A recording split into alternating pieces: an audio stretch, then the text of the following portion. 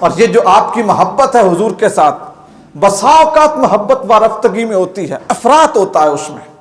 افراط سے مراد انسان حد سے تجاوز کر جاتا ہے۔ یہ ہم بھی کچھ لوگوں کو دیکھتے ہیں نا، یہ دھمالے مارتے ہوئے، ڈانس کرتے ہوئے، ناچتے ہوئے، ٹھیک ہے، ہوتی ہے انہیں بھی محبت، لیکن بسا اوقات ایسا ہوتا ہے کہ یہ لوگ حد سے تجاوز کر جاتے ہیں۔ آپ جیسا عاشق بھی کوئی نہیں، اور آپ جتنا عشق کی متوازی بھی کسی نے نہیں کیا، کہ ایسا عشق جس میں انسان بے حال نہیں ہوتا، حال سے خبردار ہوتا ہے، ایسا عشق جس میں انسان مدہوش نہیں ہوتا، جس میں انسان باہوش ہو جاتا ہے، ایسا عشق کہ جو انسان کو اپنے حال سے بے خبر نہیں کرتا۔ آپ کو حضور سے ایسا عشق تھا کہ جو آپ کو اپنے حال سے باخبر کرتا تھا۔ نبی کریم رؤوف الرحیم صلی اللہ علیہ وسلم کی ظاہری وفات ہوئی تو کئی صحابہ ماننے پہ تیار نہیں تھے۔ پیش حضرت عمر بن خطاب تھے، بلند چبوترے پہ کھڑے ہو گئے، کہا خبردار، جس نے کہا محمد رسول اللہ انتقال کر گئے ہیں، میں اپنی تلوار سے اس کی گردن اڑا دوں گا، میں قتل کر دوں گا اسے۔ اب کون بولے عمر کے سامنے؟ وہ جری جوان، اور پھر محبوب کریم کی مراد، پھر قریشیوں کا سردار، اور پھر اتنا جرأت مند کہ جس وقت وہ عالم کفر میں تھے تب بھی ان کے سامنے کوئی نہیں بولتا تھا، اب تو وہ رسول اللہ کے مشیر خاص بھی تھے۔ دنیا سہم گئی۔ حضرت عمر بن خطاب نے کہا جس نے کہا رسول اللہ دنیا سے چلے گئے میں قتل کر دوں گا، اور زور سے تقریر شروع کر دی۔ حضرت ابوبکر صدیق آئے، پہلے تو حضرت عمر بن خطاب کو سمجھایا، وارفتگی میں انہوں نے بات کو نہ سنا، دوسری طرف حضرت ابوبکر صدیق خود کھڑے ہو گئے، کہا لوگو تم میں سے جو شخص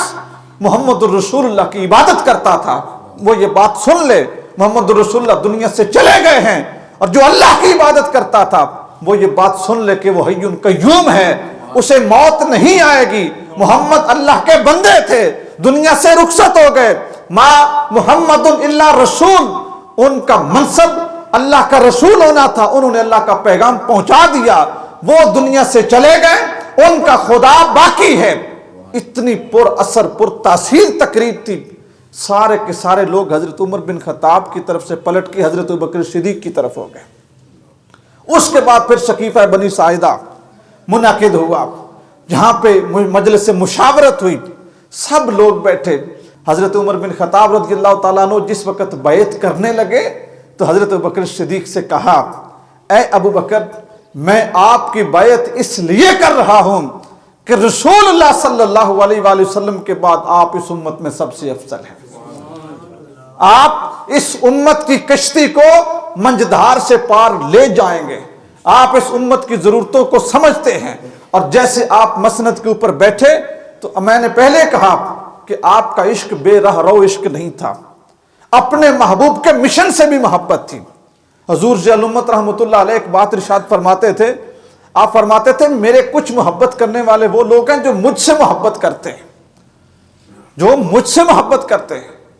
فرمایا کچھ ایسے لوگ ہیں جو میرے مشن سے محبت کرتے ہیں، اور پھر آپ نے فرمایا کچھ لوگ وہ ہیں جو میرے مشن سے محبت بھی کرتے ہیں اور پھر میرے مشن کو آگے پھیلاتے بھی ہیں۔ آپ نے فرمایا میں تیسرے لوگوں سے محبت کرتا ہوں کہ وہ آگے بات پہنچاتے ہیں۔ حضرت ابوبکر صدیق نے اپنی محبت صرف یہاں تک نہیں رکھی کہ مجھے حضور سے عشق ہے تو بات ختم ہو گئی، حضور کی تعلیم اور حضور کا مشن اپنی زندگی کی آخری رات تک جاری رکھا۔ حضور کی ظاہری وفات کے بعد جس وقت حضرت اسامہ بن زید کے لشکر کو روانہ کرنے لگے تو کئی اصحاب نے کہا حضور تھوڑا سا ڈیلے کر لیں، تھوڑا سا ڈیلے کر لیں، یہ جو مرتد ہیں ان سے جہاد کر لیں، یہ جنہوں نے نبوت کے دعوے کر دیے ان سے جہاد کر لیں، یہ جو منکرین زکوٰۃ ہیں ان کو سیدھا کر لیں۔ حضرت ابوبکر صدیق نے دو جملے ارشاد فرمائے، پہلا یہ آپ نے فرمایا قحافہ کے بیٹے کے لیے یہ اچھا نہیں ہے اس لشکر کو روکے جس کا حکم رسول اللہ دے کے گئے ہیں، جس کا حکم رسول اللہ دے کے گئے ہیں۔ اور دوسری چیز آپ نے فرمایا اگر مدینے کے اندر اتنی بے آبادی ہو جائے، یعنی سارے لوگ لشکر میں چلے جائیں اور پورا مدینہ خالی ہو جائے، اور اتنا خالی ہو جائے کہ ارد گرد کے درندے آ کے میری ٹانگوں کو نوچنے لگیں، میں پھر بھی اس لشکر کو روانہ ضرور کروں گا جس کا حکم رسول اللہ نے ارشاد فرمایا۔ تو یہ حضور کے مشن کے ساتھ آپ کو محبت تھی، نبی کریم صلی اللہ علیہ وآلہ وسلم کے پیغام کو آگے پہنچانے کے ساتھ آپ کو محبت تھی۔ پروردگار حضرت ابوبکر صدیق رضی اللہ تعالی عنہ کی کامل محبت، ان کی سیرت کی اصل محبت ہر مسلمان کو نصیب کرے، اور ہمیں آپ کے حضور کے تمام اصحاب، حضور کی اولاد، حضور کی ازواج، حضور کے ساتھ تمسک رکھنے والے جتنے مومنین اور مومنات ہیں، پروردگار ہمیں سب کا ادب کرنے کی توفیق نصیب فرمائے۔